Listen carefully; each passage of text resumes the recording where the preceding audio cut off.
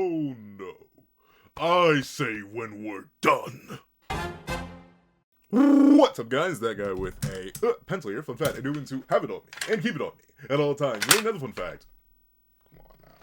Come on now. You know what we reading. You know what we reviewing. His peak every week. Yeah. You know we got a pre-draw. And I'm sorry, man. I mean, I know people, and I'll admit, even I am definitely starting to feel the length of this game a teeny tiny bit, but honestly, it's like I've been pre-drawn consistently for like nearly a year now, probably a bit more. Well, actually, way more. I know, because I don't like. There's yet to be like a bad Blue Lock chapter, but like that's the thing, right? Like if it's peak, if the character writing is working, if I know we're not going to see some of these interactions either ever again or for a long time, like I'm kind of just savoring it. Like I've seen the narrative that started happening. I mean, I wasn't too involved in the fandom around Manshine, and by the time I started reviewing Manshine, it was actually near its end. So like, I'm not exactly sure what the mentality was around that, but I am feeling the Uber's mentality again. But I'll say this, I think the characters involved here, and the characters that are consistently evolving and their respective evolutions are way more interesting than the Uber's game. Like, just relatively speaking, I liked Baro, I liked Haiku, and I did like Nico. And Lorenzo's a pretty cool guy, but like, not as cool as Rin. I do like Baro more than Rin now. So that may be the only thing. But like other than Baro, in terms of like comparison, I'm more interested in Ness's story. I'm more interested in Kaiser's story. I'm more interested in Sagi's evolution. I'm more interested in basically everything PXG has had to offer so far. There have been, admittedly, at least to me, some fumbles, but like they're minor, if not flat out irrelevant. And characters who I thought I would never respect, I ended up respecting to a certain degree. Tell me a year ago that I'd have some minor, teeny, tiny bit of respect for Igaguri, and I'd laugh at you. And then run away. Because I figured it'd probably be true, because something's going to happen during PXG. And lo and behold, it did happen. So, like, I don't know.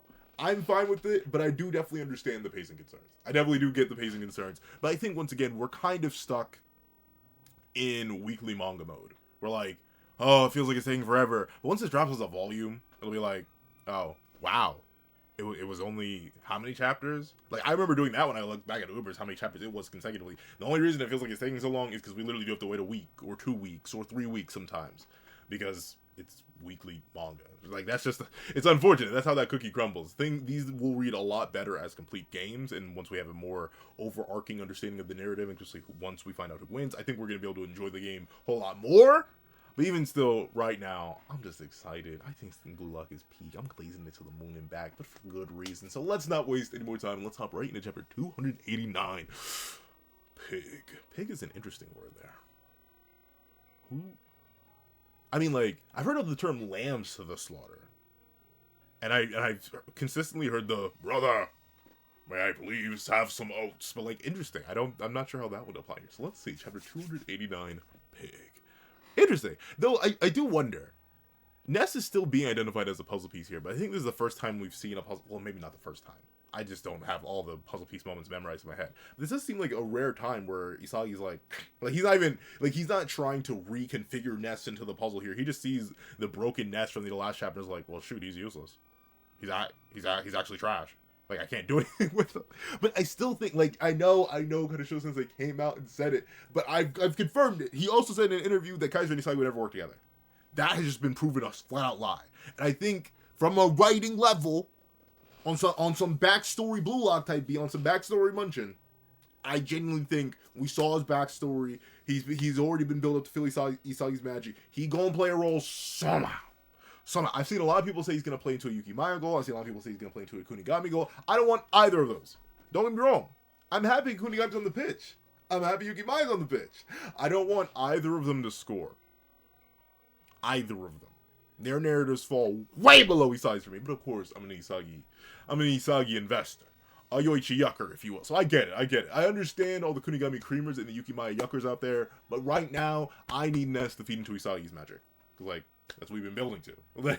Kind of like how the whole Neo Aegis League has been building to, you know, Isagi and Kaiser working together. The dual-headed dragons finally running a line with each other. We've also been building to Isagi taking everything away from Kaiser. And, like, he literally has taken everything but Ness at this point. Like, the whole team, its structure, He himself, like the only thing Kaiser has hanging onto a thread is Ness. In order to really get that whole proper role reversal, we gon' need Ness. So my cards are still on that. Until the game is over, my cards are still going to be on that. But let's not waste more time. Let's actually have chapter 89. Hold on, let me get the Kaiser voice real quick. Hey, Ness, give up on soccer. You do need him on the pitch right now, though. Right now, unless Noah finally does sit down and be like, oh, fine, they want to do it. Ness, you're trash. Gee, we could have won this game and I could have gone home. Get on the pitch. Like, unless he does that, Ness still needs to be on the pitch, dog. I wouldn't tell him to give up on soccer just yet. You need him. At least a fill space. You do not want to run a 10v11. But let's see. No. I don't want... Oh, Ness, he's talking back. Okay, Ness, wait, is Ness going to start talking spooky? I did a God of War reference at the start of this video. Hold on, let's see. No, I don't want to, Kaiser. No way. I'm here so I can make you the best in the world. Are you... See, but that's an... It's all beautiful, ain't it? It's all beautiful. Now, hold on. I only just recently. And it's sad how long it took me. And admittedly, I do not engage enough with the community as I should. So I don't know how many other people had spotted it already. But like, I've overall just accepted the idea and the main narrative point of the Neo-Aegis League is progression through regression. Right? Ultimately, pretty much every single character that we've seen that's major in some way, shape, or form regressed. And mostly it's been positive. Mostly, like we're putting heavy because I'm talking about Nagi and Rei. All right, all the Nagi Rei fans out there. I know, like, take your ships, whatever, but like it was negative for them. Clearly, they're both trash right now, or seemingly enough. But Shigiri progression through regression, Baro progression through regression, Aiku progression through regression, Nico progression through regression. Like, they're all playing roles they used to play. Instead of evolving forward in the whatever directions they were going, they're better at what they used to do already. Like, that's kind of the whole overarching thing. Even Isagi and Kaiser both have done that in their own unique way. Kaiser did by reverting back to zero, giving up any sort of ideas of himself as an emperor. He's accepted the idea that he's just worthless, and now he needs to work to get that worth. He progressed through regression. He called himself trash, he had the ball that was trash, and now he's trash supreme. Trash squared, if you will. And even Isagi, in a way, ironically enough, has progressed through regressing.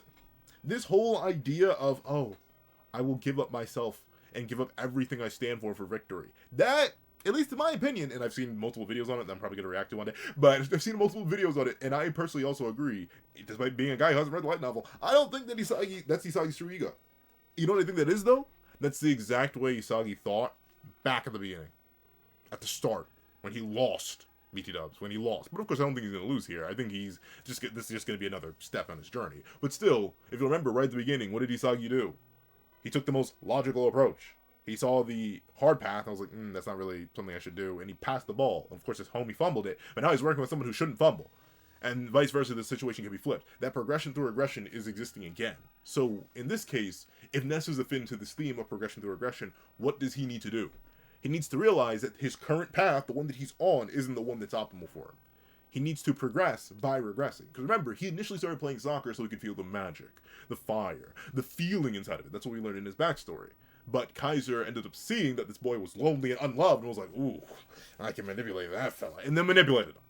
So now, Ness needs to regress. He needs to chase the feeling of magic that he once felt for soccer. No longer be here so he can make Kaiser the best in the world, but be there so he can feel and spread the magic of soccer.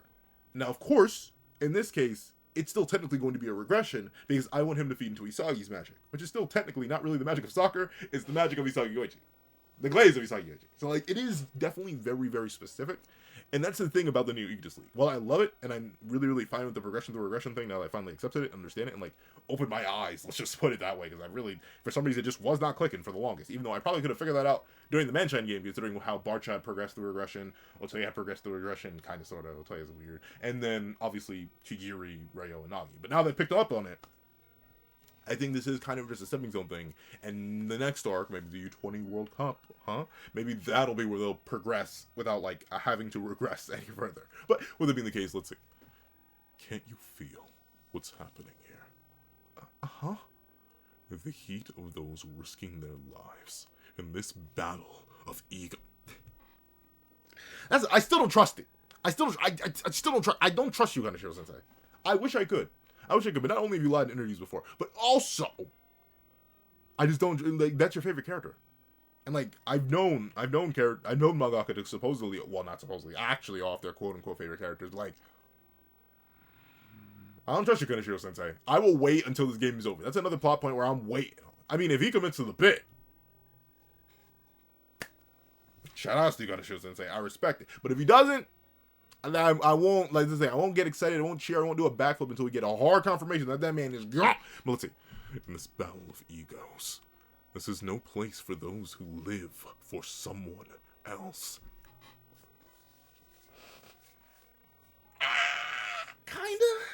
Kinda. Yeah, okay, Kaiser. Oh, man. Well, there we go. Golly. There's the chapter title. Roll credit. Thank you guys so much for... Okay, let me stop. But... yeah, I mean... I suppose he's kind of right. Because let's remember, ultimately, Isagi, the main actor on this field alongside Kaiser, and Rin, obviously, is a world-type ego. He's playing very specifically... and he's living for the validation of the world. Because he wants to be acknowledged as the world's #1 striker and follow in the footsteps of the Noah. Isagi is different from Noah in that sense. Not just because Noah's a genius and Isagi's a talented learner. I think that line, as I've said many times before and will continue to say, that line's going to be blurred if it's not already. Like a Kaiser. But, with that being the case, on top of that, since he's the opposite of Noah in the prodigy and / talented learner thing, or the genius / prodigy thing, he's also, for all intents and purposes, an opposite in terms of his ego type, which is based on the opinions of others.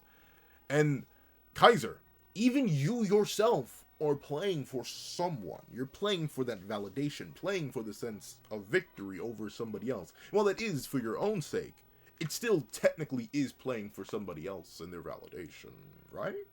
You're playing for your own validation, but that validation can only come from other people. So I think, while this is obviously Kaiser spitting game real quick, getting all up in Ness's face, making him feel all nice and comfortable, or all nice and awkward, you never know. But I think Kaiser's kind of wrong, if only from an interpretive sense. I can definitely see why someone would say, well, Pencilman, you may not be cooking on that one. And I get that, but see my vision. Open your eyes and see my vision. Let's see. There's no place for those who live for someone else. Pigs without any autonomy should get lost. So if we're doing that, Kaiser, take that same kind of mentality, and go take it to Mensa and Birkenstock. Get them off the pitch right now. But with that being the case, I think this is all... you know what? Actually, no. I was about to say this is important for Ness's character development. And it is. But you know what this is important for? It's important for Kaiser to realize he's fumbling the bag real quick. And you may be wondering, like, whoa, Pentiment, what do you mean Kaiser's fumbling the bag? I need to remind you, until we get to the club arc, which I think is post-U20 World Cup arc, just based on, like, the timing and everything. Kaiser, he's your passer.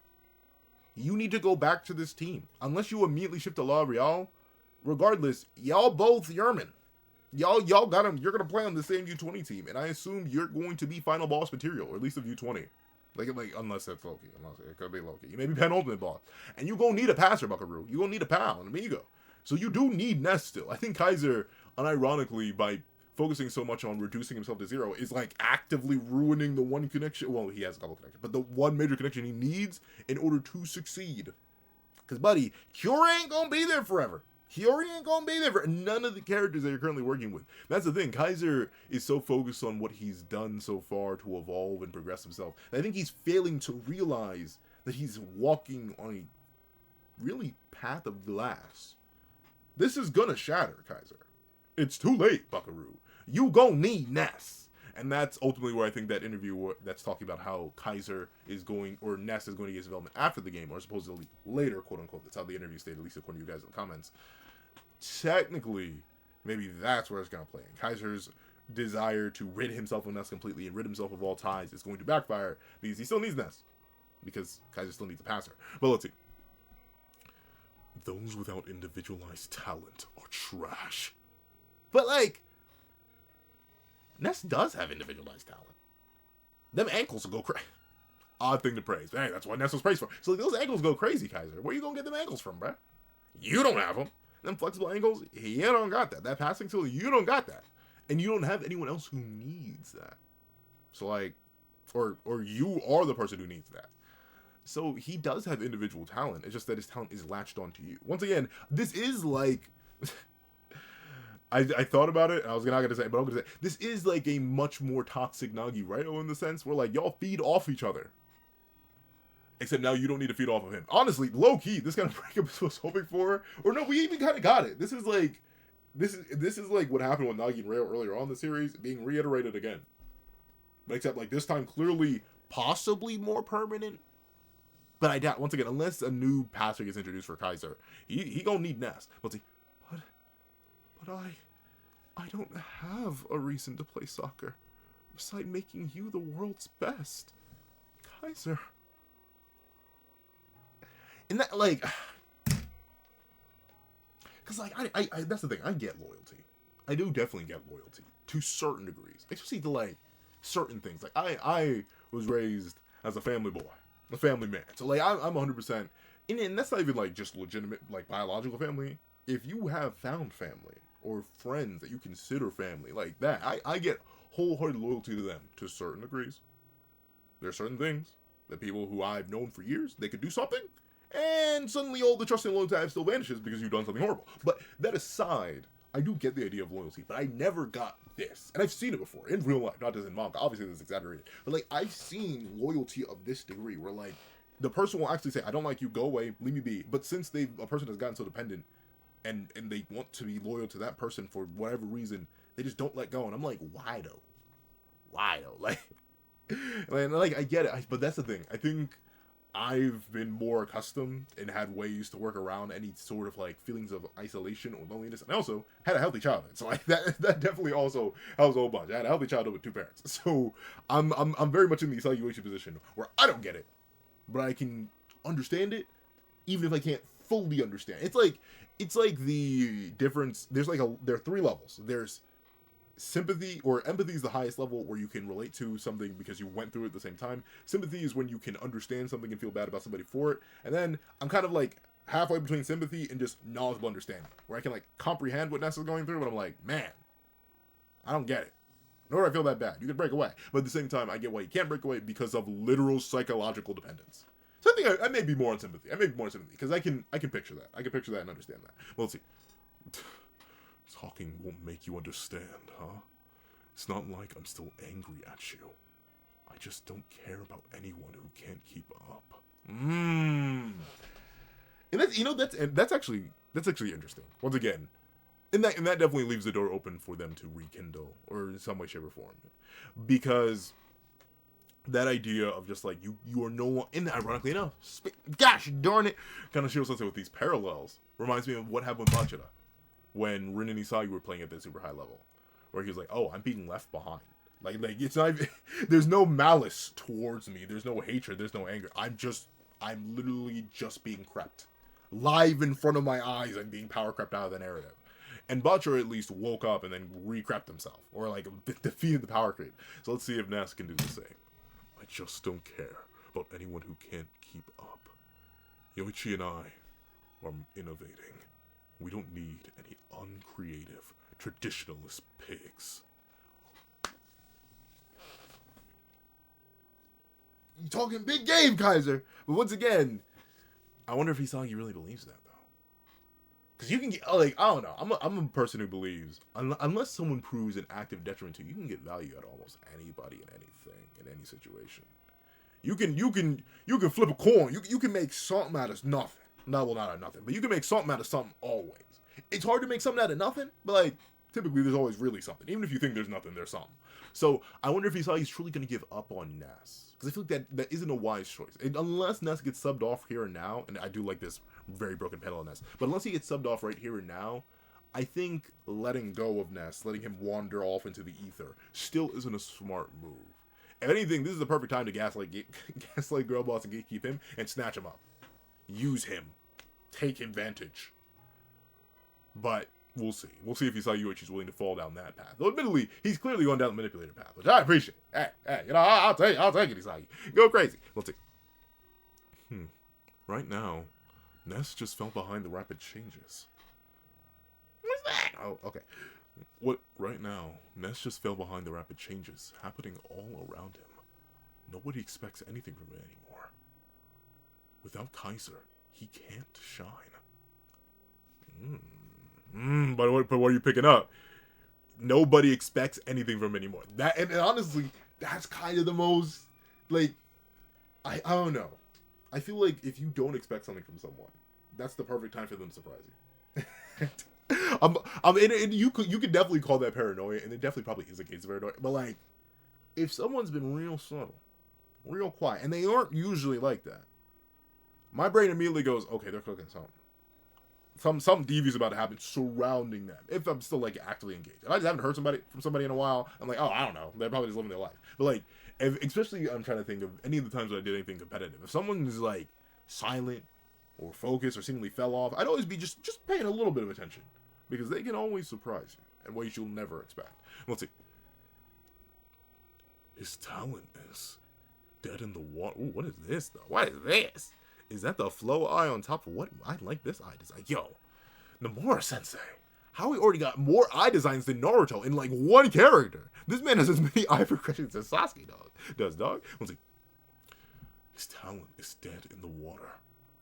This is the worst possible situation.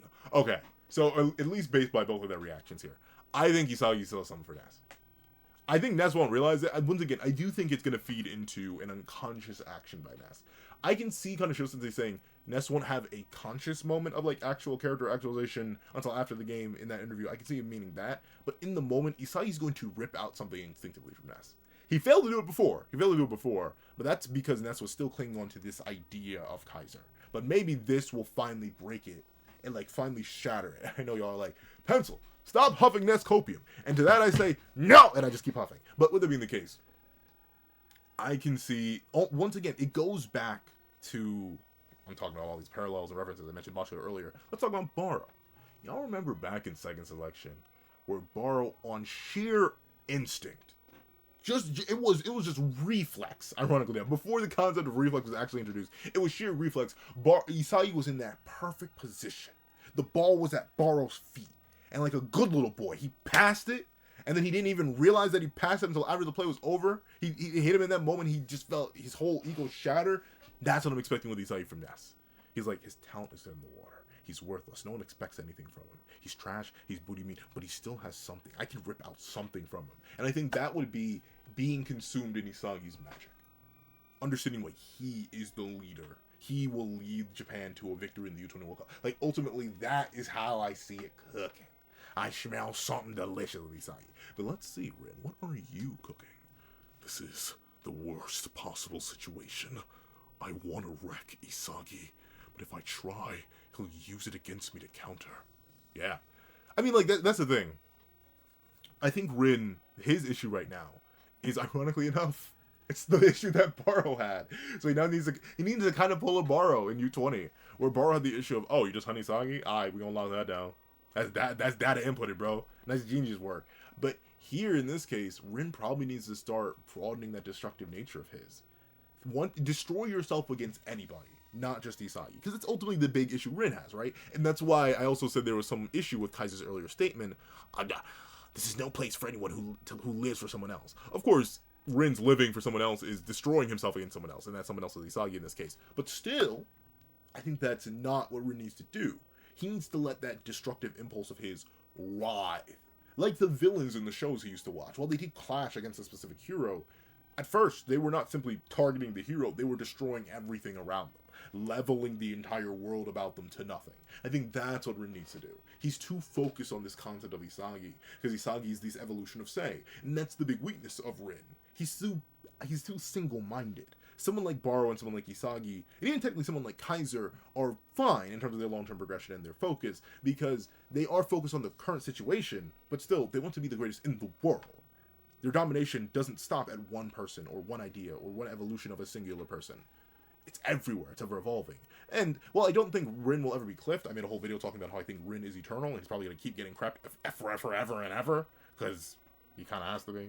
Like, I don't think we're going to get a Rin fall-off arc. But, with it being the case, well, let's let Rin fall-off arc. Like, he won't be number one. I think Isagi has to be number one by the end of the New Year's League in order for him to lead the U20, the Japan U20, into a World Cup victory. But, with it being the case, Rin is in a weird spot where he limits himself too much. So let's see him cook. I need a stronger destructive impulse. Don't, Ren, put that tongue away, bro. Put that tongue, man. Those veins, like, I know there are veins throughout our entire body. But look at the veins popping on that boy. Let's see. Darn it. Find another way to destroy. Amid the stress of this field, I need to find an even more pleasurable? See, Rin, you and Shido, y'all don't like each other, but y'all the same person. What do you mean even more pleasurable? You freak! Oh, but look at that. That's the thing. He's still too... If there's one reason Rin's gonna lose this game, it's because he's too focused on Isagi. It's a shift from Sei, which obviously he needed, clearly. Like, he was reborn through restriction. He progressed through regressing. But I think this is gonna bite him. Just like Nagi's victory or desire to defeat Isagi bit him in the butt, and then Baro's desire to overcome Isagi. Well, technically, I feel like Baro, like, that's the thing. That's the one thing I'll give Baro, overall. Isagi's a major part of, like, his story. Naturally, he's the main character. But, like, Baro still was just standing on business in all of Ubers. He never really overly focused on Isagi. He just got outplayed. So, like, that, it just be like that. But that's the thing. I think the focus on Isagi is going to end up dragging Rin down somewhat. Because even here, reflected in his eye, is the number 11, Isagi Yoichi. Let's see. Kyo with the ball throwing. An even more pleasurable way to destroy Yoichi Isagi. Yeah. Rin, your focus is going to cost you, brother. Your focus is going to... I mean, once again, maybe if PXG wins... I feel like I already made, like, a stipulation. If anyone remembers the stipulation I previously made, if PXG wins, I'll do that. I do forget it, because I'm still so confident BM winning. But I think it'll be that. It'll be the overfocus on Isagi. He's going to fold the back off that. Let's see. Restart. All right. So the ball... Ooh, interesting. So Kiora he's willing to work with Isagi, because he throws it right to Isagi. The quick little one tap straight to Kaiser. Okay, W-Mans, W duo. Let's see. Oh. Interesting. All right. So Rin's, he's immediately putting the pressure on Isagi. He's not racing away from him. Let's see. Rin? He's not colliding into Yoichi to steal it. You know what? I mean, then again, I think it is... I'm not sure. I don't know what the customs are in Germany, but I know Japan is the one where you typically reference people by their last name, not their first name. You reference them by their family name. So you get close to them, then you start using first names. But, like, I wonder, is that also the same in Germany?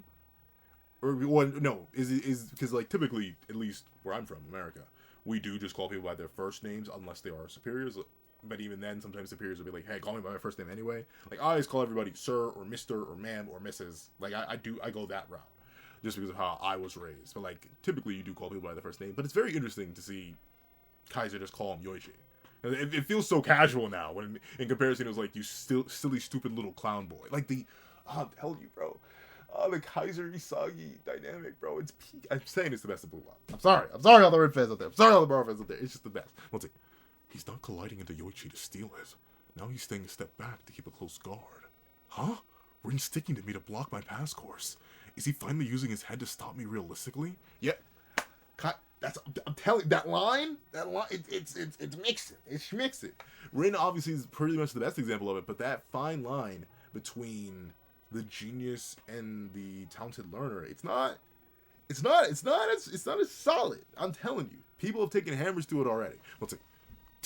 At this rate, Kaiser, whose plays have focused on passes to me, will have fewer options. But that's the blessing, right? Ultimately, Isagi, you're not the only one to focus on this field, and that's what Kaiser Soul Rebirth was about. He doesn't just need to stick to you. He has the whole field to work with. Obviously, your plays would be the most optimal because you both see the field in the same way. But you do have other people you can work with. This isn't just a locked field. If anything, the fact that you have the best player on the field riding you like this is a blessing in disguise. Rin has ultimately been one of their best defensive players.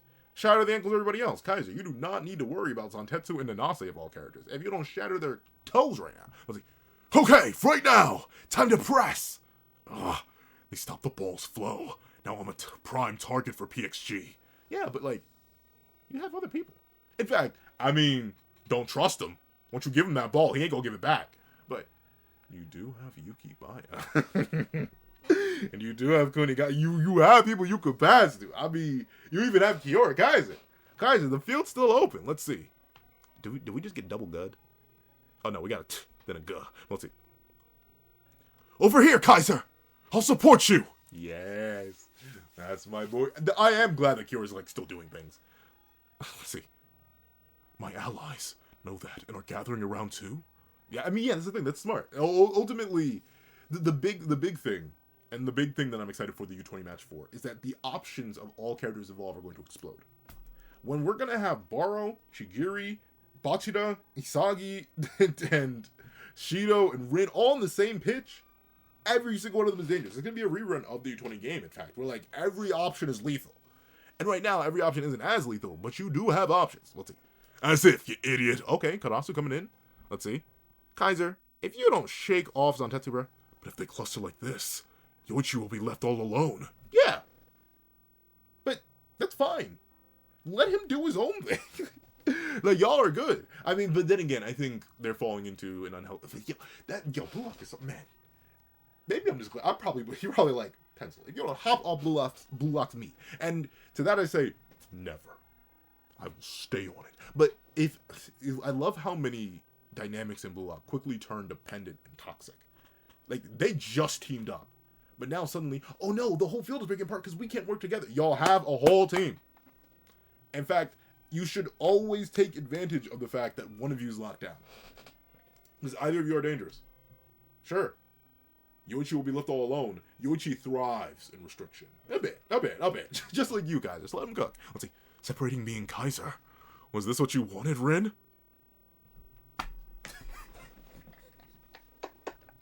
Oh man. Rin ain't my favorite, but he's hilarious, bro. Not even a word back, bro. He's like, Stitch, if you don't get your freaky behind off this pit. Let's see. Giving Shido a run for his money. Okay, not really. Let's see. A plan to render me ineffective. Well, so what? Yeah! That's my son. Exactly, Isagi. Exactly. So what? Our job is to read this divided field and update our plan with the shortest and best way to a goal.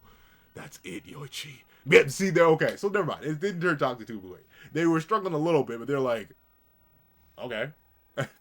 According to Keikaku, bro. like we can work with this. That's it, Yoichi.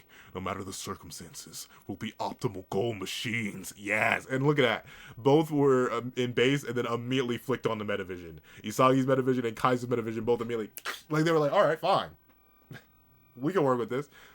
Especially, I think they are decently both restriction types. I forget what Isagi classified himself as, but I feel like he's a restriction type. No matter the circumstances, we'll be optimal goal machines. Kaiser can feel me. I'll dodge Rin and get in front of the goal to get in the best position. Right now, everyone's looking at me. One path and one instant. That's enough. Predator Eye? You're gonna try to score, Kaiser. Let's see. That's enough. Okay. It's an interesting combo there. So he used Metavision to predict Isagi's positioning. Then he uses Kaiser Impact on top of Predator Eye. That's interesting. But I guess technically Predator Eye can technically be used in any one-on-one situation. Because like the main thing that Predator Eye was highlighted as back in Ubers was the ability to stalk your prey for the moment of weakness. That second. Then again, I guess there's a different usage of it. Still, because with Kaiser using Predator Eye here, essentially he's changing the perspective. This still isn't really a one-on-one, unless this is meant to be like the one-on-one with Isagi. But he's not looking for Isagi's weakness. He's looking for the opening to use it, which is more Metavision. That's an interesting use of Predator Eye. Because I always thought of Predator Eye as like a goal-scoring technique, but this is clearly a pass. Let's see. Kaiser Impact Cross Magnum. Okay, jeez. That is smart using that much for it. But can Isagi, will he be able to direct shot off of that? Like, Kaiser, your shots have force, bro. Let's see. Look at that. Look at that shot of the ankles, bro. I love Isagi's motion, bro. Like, look at that. Look at it. And I love it. He falls out of the black and straight into the white, bursting free. Let's see. What the heck was that? A Kaiser Impact pass? A perfect new design. That's it. Ooh. All right. I wanted to destroy this connection. But like, how effective is that going to be? Now it's just the second ball. Let's see. Huh? He stopped it? Did he predict it? That's impossible. Isagi and I just invented this new idea. Rin Itoshi, what's happening to you? Okay, perfect. I'm scared. I'm scared. I'm scared. All right, all right. Well, this is that was scary. That was scary. That's gotta. But all right, at the 11th hour, I found a new toy. The genius is mutating. That's good. I mean, that's good. All right, interesting. And that's okay. Wow, he got Predator Eye before he got Medivate. That's interesting. All right, so Predator Eye is evolving.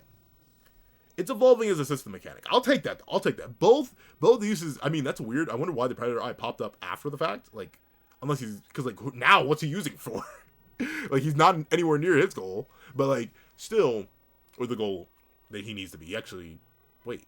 I'm actually real confused. Is that Kagamaru? Who's in? Oh no, that is a goal. So yeah, he's near his goal, so he shouldn't try to score. But those are two interesting like Predator Eye drops. Obviously, we knew Kaiser had Predator Eye, so him using it is like, oh no. Oh, anyways, like we knew he had Predator Eye. But for Rin to yank that bad boy out, that's interesting. I mean, I always thought he was going to get Metavision first, but then again, feeding into the idea, maybe geniuses can't get Metavision. But I still think the genius and top learner line will blend, so I'm assuming Rin will get Metavision eventually. But interesting that he drops Predator Eye here. But this mutation, ultimately baiting out or using the restriction against Isagi and Kaiser, knowing that they would adapt to it, even in the most insane way. It just hit me that Rin blocked the Kaiser impact, bro. Kaiser! How much have you been corrupt, bro? This used to be unstoppable not 2 games ago. Kaiser, what the heck, man? But hard to just say it. But and this, ironically enough, this is the second time it's blocked in this specific manner in this game. Loki just blocked it like this. But interesting. So Rin used the idea of destroying Isagi, but very specifically, I mean, technically, he kind of did what I said he needed to do earlier. In a way.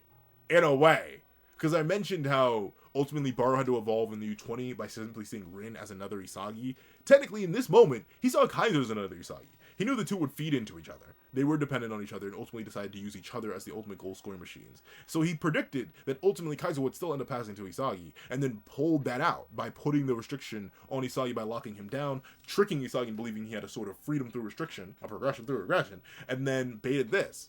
Of course, though, the question is, how does this play go from here? Who gets the ball? Is it going to be PXG? Is it going to be BM? Because this moment, this lapse, and this essential instance of evolution for Rin, it will be holistically based on how he can capitalize off of it. Because the issue with this mutation is that still, he's not likely going to be able to overcome Isagi on defense. Isagi and Kaiser on defense especially, unless he evolves in some unique way. But I still don't think Rin's going to win, so I'm interested. Overall, a pretty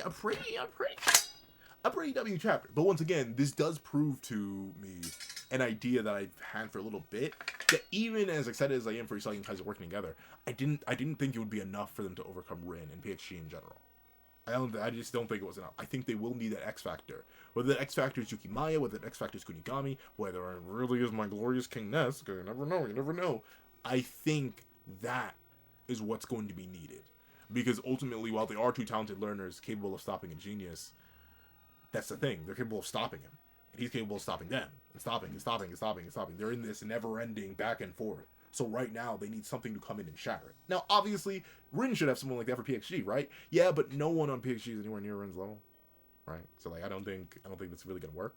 But I'm overall intrigued. A W chapter indeed. If you made it all the way to the end of this video, please do me a favor and leave mutating beast, because Rin is the beast that is mutating. A fancy little pig, if you will. But I want to thank you so much for watching. Please remember to leave a like, share, comment, and subscribe. And make sure you hit that little notification bell so you do not miss out on any videos that come to the channel. Also, I do happen to have a Patreon down below where you can support me for as low as $1 a month to get things like exclusive videos, early content, and more. You can also now become a member to the channel for as low as $3 a month to get the same perks and more. Some of those perks will include a live reaction to every other series I have to review, ad-free variations of all my videos, and if you become a $25 patron or a $25 member, you can order whatever video you want. Also, I do have a link to my Ko-Fi in the description down below, where you can drop 5 beans for a short video, or 25 beans for a regular length video, or any beans at all. Any support is always greatly appreciated. Now, this is that. I want to thank you guys so much for watching, and I hope you guys have a wonderful day. This is That Guy with the Pencil, writing off.